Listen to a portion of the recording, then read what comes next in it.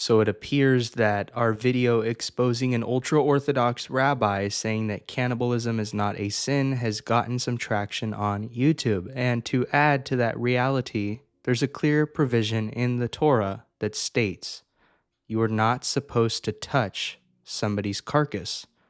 Now, how much more unclean are you if you actually digest that carcass? Not only touch it, but actually put it inside of you.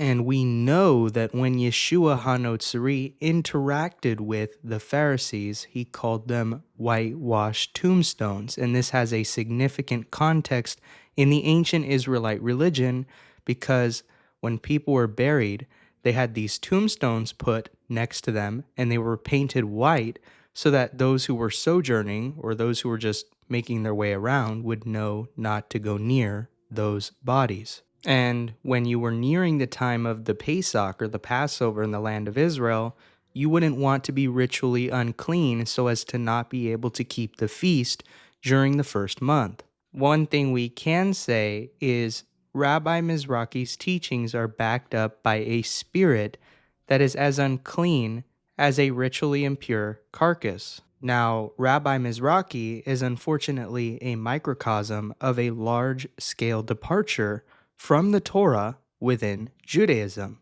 because they believe that the rabbis or the traditions of the Tanaitic sages replace what the Torah that Elohim gave says. So Elohim, for example, says you're not allowed to touch the carcass of an animal. But the rabbis come in with the Mishnah and with their oral traditions and say, well, but you can have the bones, the sinews, the horns, and the hooves, because technically those aren't part of the flesh and therefore they don't make you unclean. But when Elohim says, don't touch the carcass, he means the entire thing. And it's very clear. Now, if we just stuck to the Torah as written, we wouldn't need Mishnaic tradition where all they do is go into hypothetical on top of hypothetical and loophole on top of loophole. You would just obey Yahweh's instructions when he says, don't touch the carcass of an animal, stay the hell away from it.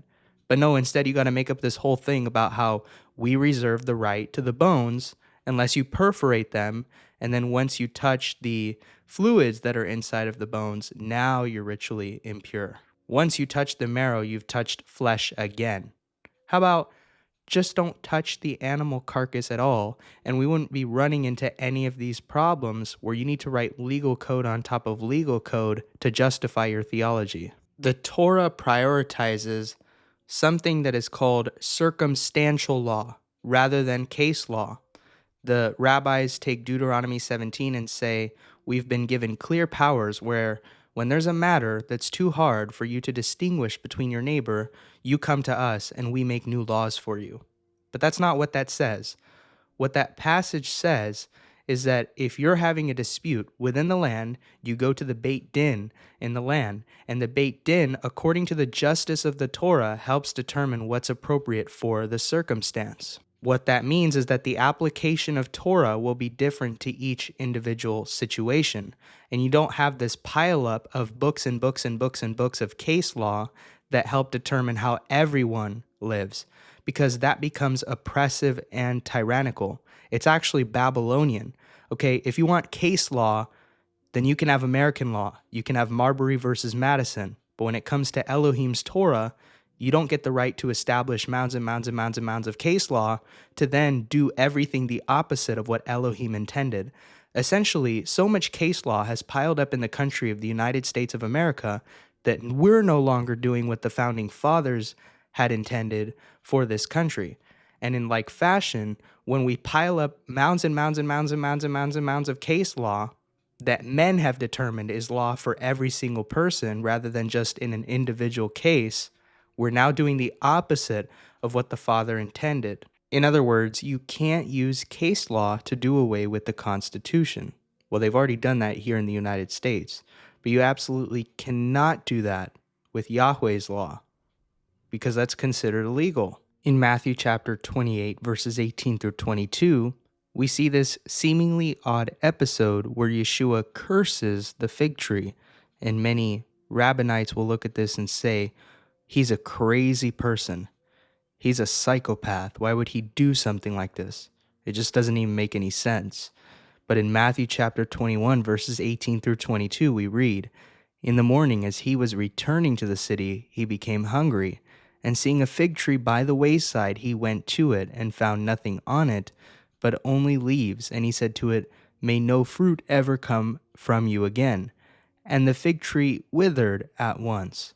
When the disciples saw it, they marveled, saying, 'How did the fig tree wither at once?'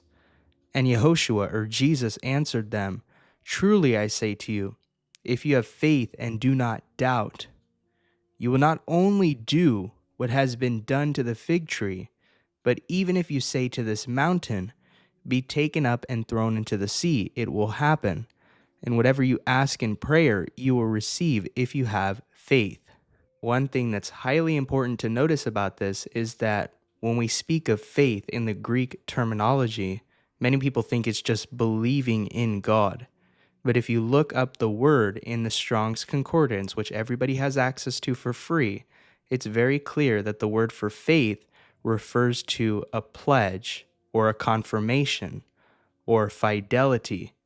So what he's effectively saying is that if you're obedient, you actually do the things that you're supposed to be doing, then you're going to be doing some powerful and mighty deeds. And there's this giant misconception out there that people have in Christendom that faith is incompatible with obedience.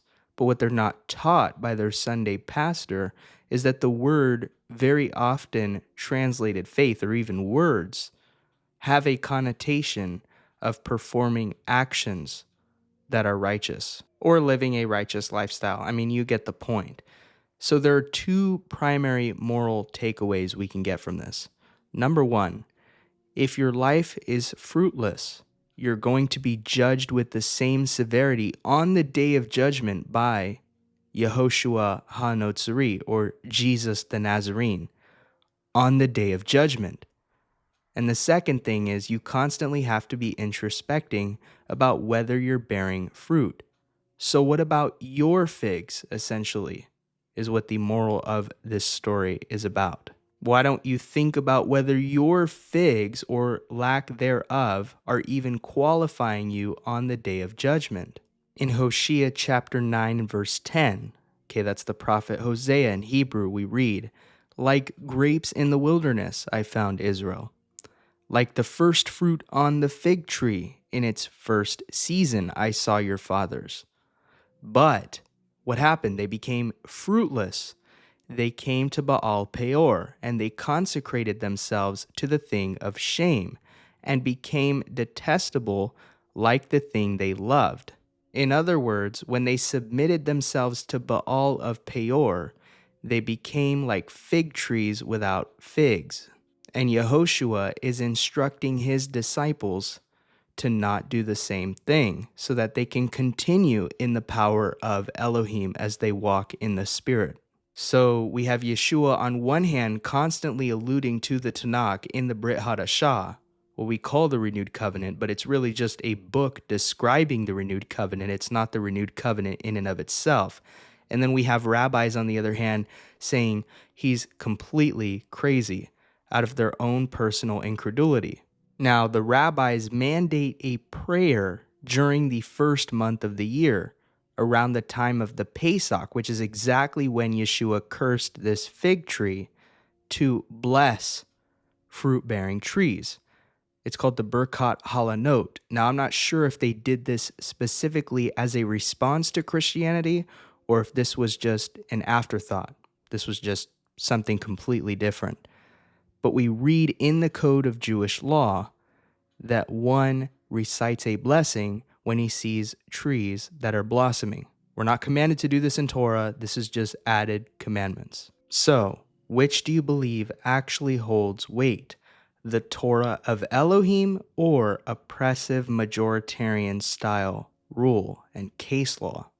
It'll be up to you to decide that before you appear on the great and fearful day of judgment before our Master and our Savior and our one and only Rebbe, Yeshua.